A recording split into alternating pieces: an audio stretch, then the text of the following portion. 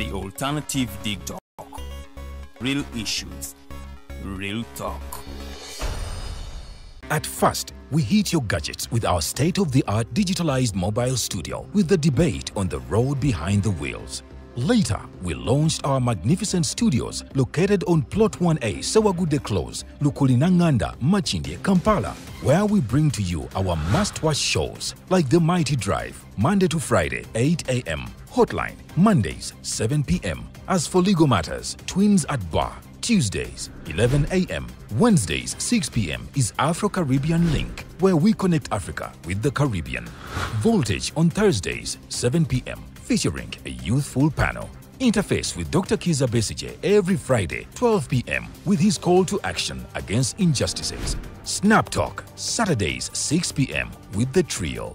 A must-watch, The Political Dice, Sundays, 8 p.m. with the duo that never stammers, and so much more. Watch us live on all our social media platforms. We are The Alternative Digitalk. Real issues, real talk.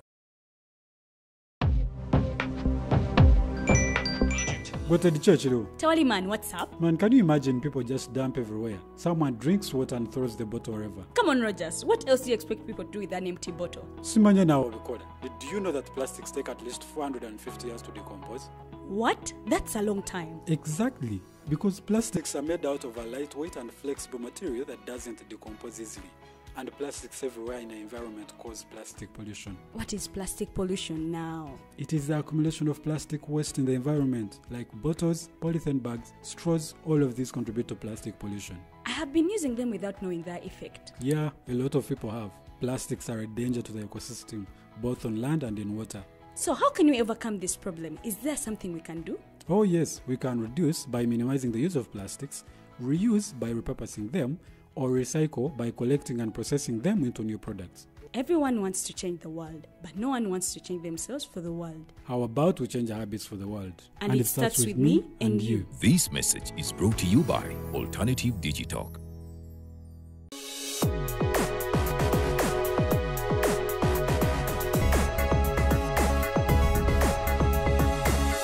The Alternative Dig Talk. Real issues, real talk.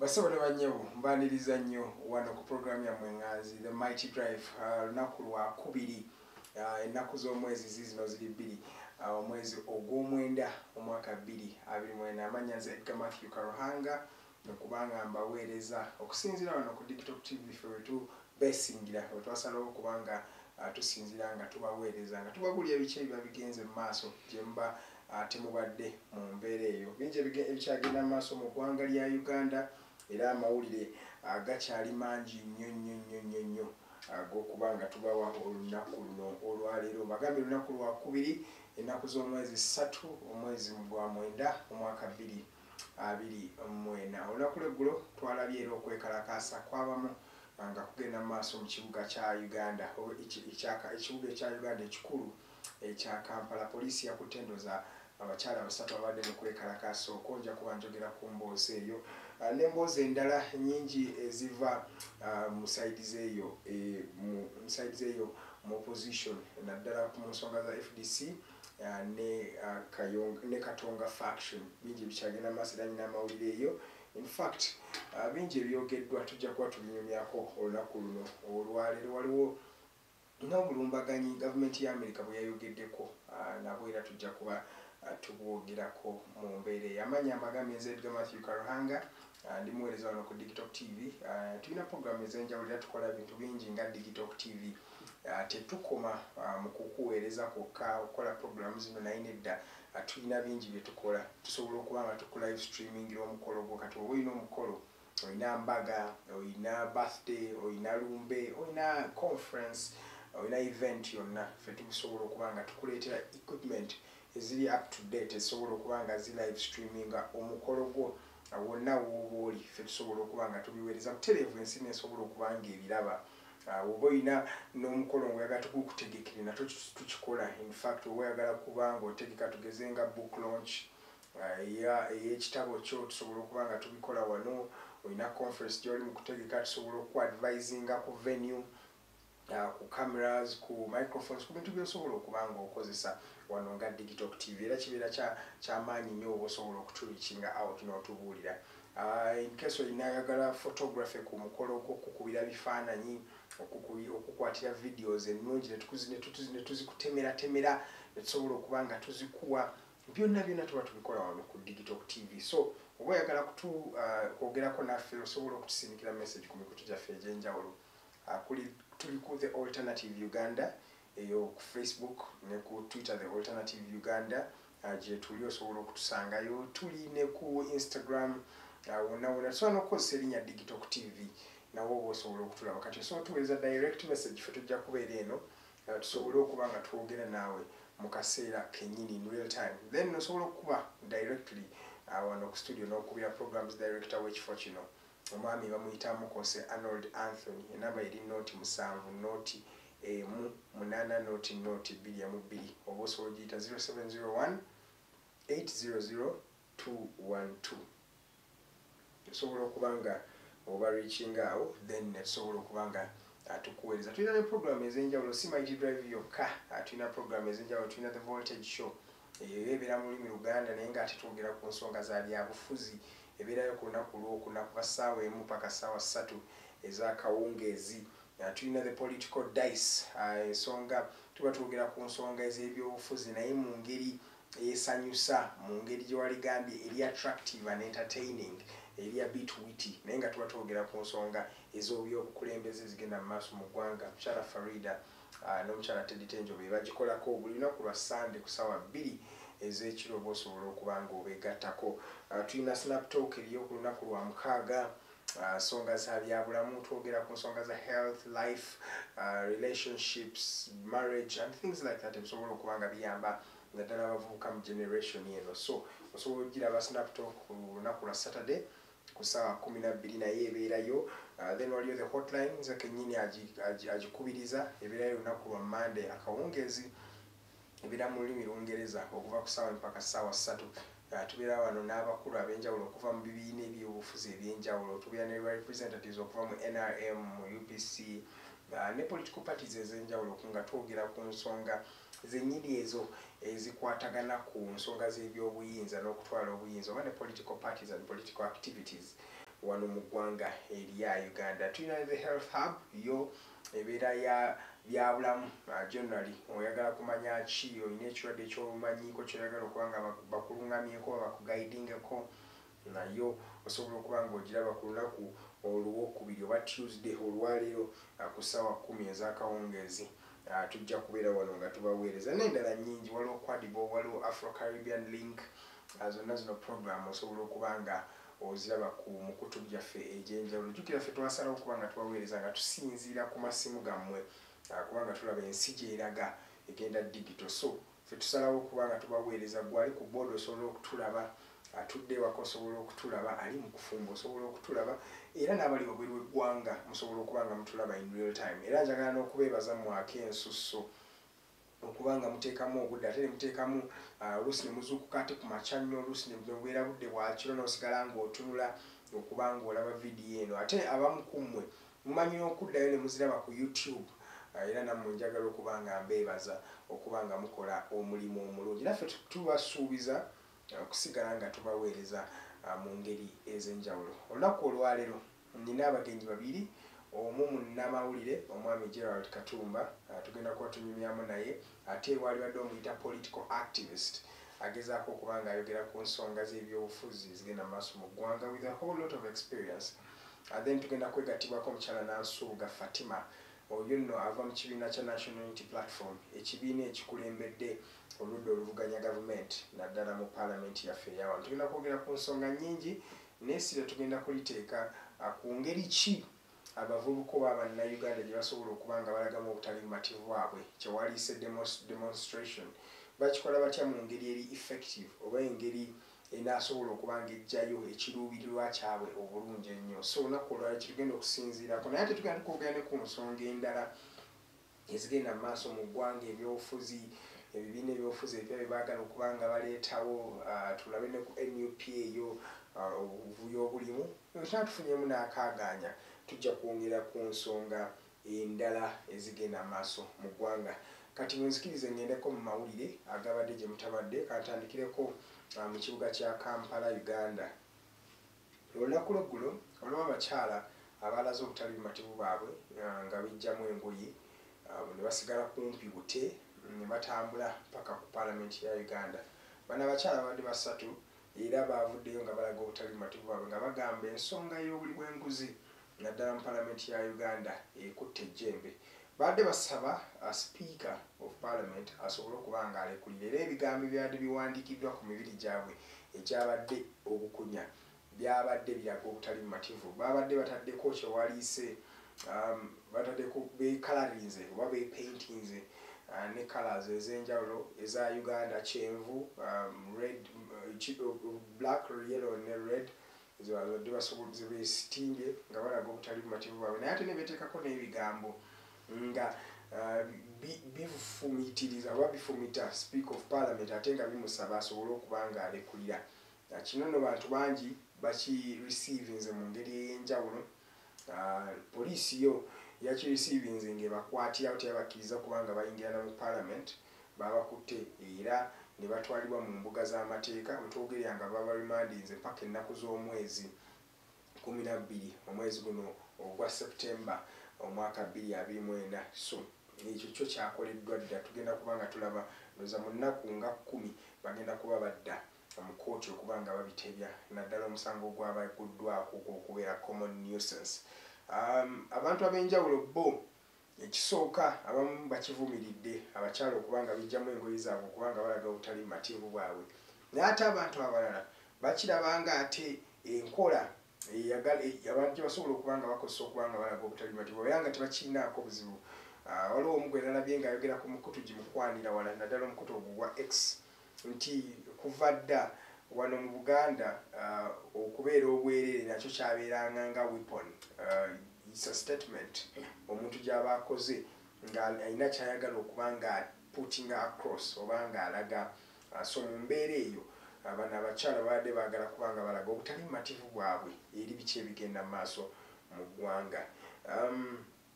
Abantu abalala bo balowooza nti kino kyo kiba kibavuula naddala abakyala okuba nga otambula bukunya. Tetuganye olina ensonga gy'obadde osinziirako okuba nga oyogerako naye ate engeri ki gy'osobodde okuba nga ogyogerako okulaga obwereere bwo kinaaleeta okuba nga ensonga yeewulirwa. Nze ensonga buli omu zadde juxtaposing but at the end of the day buli omu waddemba okuba nga akola kyaba ayagala. Kasita aba asuubira nti nno kino kyakola si kirungi era kigenda kuba nga kimuyamba mu maaso eyo. So ye emboozi y'abantu abakwatiddwa abakyala basatu nga balaga obutali bumativu bwabwe nga beekalakaasa nga basaba Speaker Anita Among alekulire. Jjukira emabegakaawo ennaku z'omwezi ndowooza 23 omwezi gwa Kasambula omwaka guno gwennyini twalaba abakyala ab'enjawulo ng'era bagenda abantu ab'enjawulo tebaali bakyala abantu ab'enjawulo ab'ekikula abantu abaami abakyala abavubuka bonna bayiwa ku nguudo ng'era balaga obutali bumativu bwabwe ku nsonga zino. Era abantu ab'enjawulo bakwatibwa ndowooza mujjukira emboozi ezo twali tuziba wano butereevu. So bye bikyagenda mu maaso mu ggwanga. Abantu abakyali mu kwekalakaasa bakyali bangi mu mbeera ezo. Zino ziri 17 nga ze zaakayita ku ssaawa 2 ez'okumakya. Ekizibu ekirala ekiri mu Kampala ky'ekizibu kya abantu oba abavubuka ab'enjawulo oba ekibuga ekyenjawulo okuba nga kiwunya era abantu balaze obutali bumativu bwabwe. Buli kati woyita naddala mu Kampala Central Business District, njogera mu Kampala wakati, buli wamu woyita ekivundo kingi. Abantu tebakyalina basobola kuba nga basuula kasasiro ab'omu kibuga kati otandise okubalaba nga batandise okubanga bamwongera naddala mu eyo Nakivubo channel abantu abasinga bwe basuula kasasiro naye ate era aletedde ekifo ekyo ekya hamu n'okwetoololaawo okubanga kireekaana oba nga kiwunya nnyo mu mbeera etali nnungi abantu ab'enjawulo naddala abakolera mu kibuga basabye gavumenti tetuganye nti kiteezi waliyo ekyali era abantu tebakyasobola kubanga basuulayo kasasiro ndowooza gavumenti ekiyiize solution ey'amangu guno nno si gwe mulundi ogusoose Kampala okubanga awunya nabagambako eri emabegaawo nti obadde oyita mu kibuga nga literally buli wamu wawunya embeera si nnungi buli wamu oyita waliwo kasasiro ate newojja nemuno mu Kampala suburbs nga toli mu Kampala wakati osanga kasasiro mu nguudo bamusudde literally everywhere ekiraga nti ennaku zino tetumanyi engeri gye twalibadde tukozesaamu kasasiro n'ayamba okubanga aggwawo ate nga tumufunamu n'ensimbi mawanga gano gannaggwadda ebintu nga kasasiro ebeera source of income bamanyi okukola amafuta mu kasasiro bamanyi okukola energy bamanyi okumurecyclinga ne basobola okubanga baddamu okukozesa ebintu ebyo naye ate mu Uganda kikyali kizibu lwaki tetusobola kubanga twadaptinga engeri abavubuka oba abantu ab'enjawulo gye bali mu kubanga batambuzaamu ensonga zino so ndowooza abakwatibwako ensonga eyo KCCA basobola okubanga balumba bagenda mu kibuga basobola okubanga bakola ku nsonga ya ekibuga ekiwunya ekibuga kiwunyira ddala ekintu ekitali kirungi ate ekintu ekisigala nga kituswaza tugendeko mu nsonga z'abantu abakwatibwa jjukira emabegakawo